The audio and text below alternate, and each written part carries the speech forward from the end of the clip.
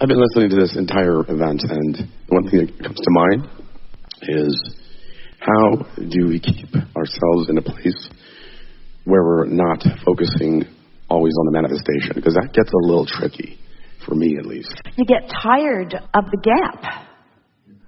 You get tired of the elevator door not opening soon enough. You give up on asking for something that you never really wanted. You didn't say, I'm going to go forth and I'm going to learn it and I'm just going to have instant manifestation. Thought, bam, thought, bam, thought, bam. That was not your intention. You said, I'll go forth and I'll define and then I'll align and then I'll receive and then I'll experience the deliciousness of watching it come together. I will mold the clay with my own hands in my own mind for the pleasure of it. You came for the pleasure of it. And so this is the reason that we begin with these two strong statements. You can't get it wrong and you never get it done. And the reason that you can't get it wrong is because it's never done. But there's a bigger way of understanding that, and that is the eternal unfolding means that moment by moment by moment by moment by moment, you can be having a wonderful life experience. When you think about it, if you have decided that you're going to calibrate yourself for what's coming in the day, and in the moment of the calibration, you're taking pleasure. And then as the day unfolds, you're taking more pleasure. So you just go from calibration to the result of your calibration, to calibration to the result of your calibration, to calibration to the result of your calibration. In a while, you get into such a rhythm and you feel such profound blessedness that now you begin to live the way you intended when you decided to come here to begin with. You didn't come to fix broken things. You came to create. You're like a creator in a studio with endless opportunities to gather the subject matter and the materials for the creation of anything. And why? Because it is pleasing to you. A creator must create. And a creator who creates by default is not satisfied. But a creator who creates deliberately is just endless, joyous experience, which is who you are. You got to know that you come into these physical bodies and you explore and you learn and you ask and you launch rockets into your vortex. And you do some variations of that, and then you get on your gurney and you croak. Is that like a sleigh? And you reemerge into non-physical. And in the moment of your reemergence, you leave behind all burdens, all sacrifices, all doubts, all fears, all hatred, all things that don't match who you are. It's just pure you who reemerges into non-physical. That's who you are. And then you come back into physical experience again. From that vantage point, can you imagine what your attitude must be when you decide to come again? Can you think about what kinds of things you're saying? You're saying, oh good, I get to explore, I get to decide, I get to gather new materials, I get to gather new information, I get to be new, I get to find new things. Yes, yes, yes, yes, yes. Not one of you is saying, clean it all up and then I'll go. Get the bugs all worked out of it and then I'll come. Because you don't feel lazy because nothing is ever pushing against you from that vantage point. You feel invigorated and renewed and eager and ready and willing, you see. And so now you're here in this physical body as you are now acclimating and calibrating yourself to who you really are. You're like reborn into that feeling that you had when you decided to come. And it's for the pleasure of it. We like to say, oh, the awesome power of non-resisted thought. Because when you allow yourself calibrations to pure positive energy, and there's no resistance in your vibration, it is powerful. Because people who are watching you can't figure it out. How does that go so well for you? How does that happen? Esther has a new house, which means she has an insurance policy because they insisted, and she doesn't care. She has a lot of insurance policies because it's sort of required.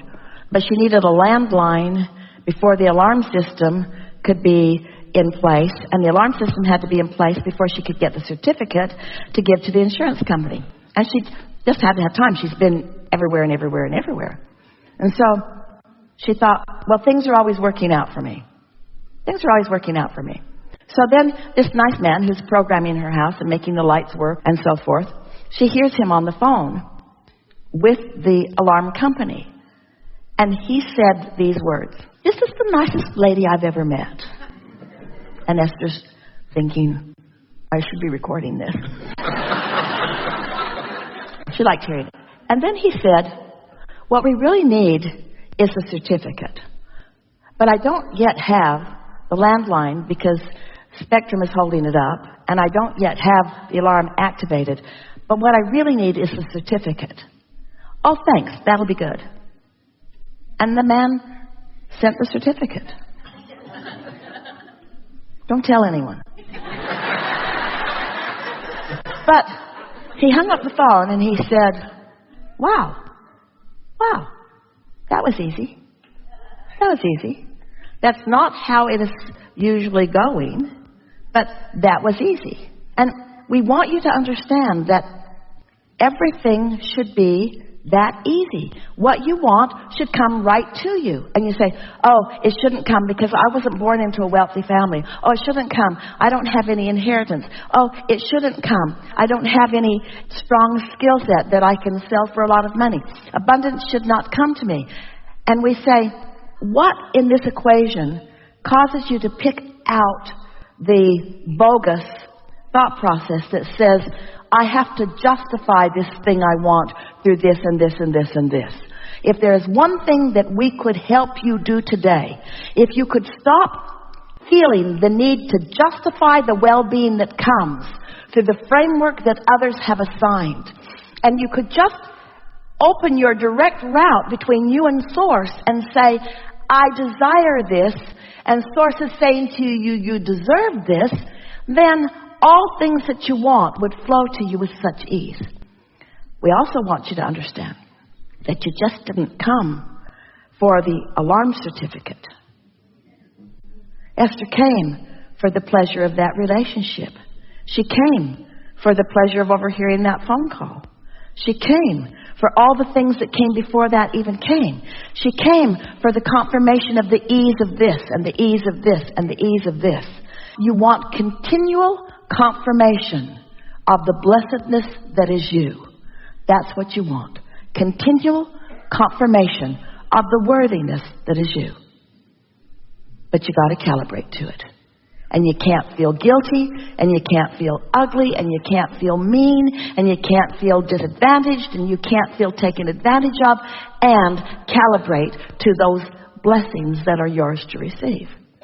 You got to let go of this burdensome now with all of its tentacles into things that you remember, and just stand fresh in the world. Just you and Source Energy and your vortex that is full of things that you've already picked out for yourself. And then on a regular basis say, I think I'd like some of that and that and that and that and that today.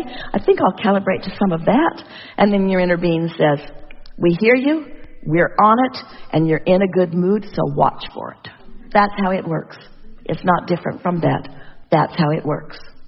So there are some premises that you have to sort of give up on. You have to give up on the premise that you're unworthy here to prove worthiness. Where do you get this stuff? You notice no matter how worthy you try to be, it's never worthy enough. The good stuff just keeps holding itself apart. Because those aren't the rules of the game. The rules of the game are, you're good, what do you want? Here it is.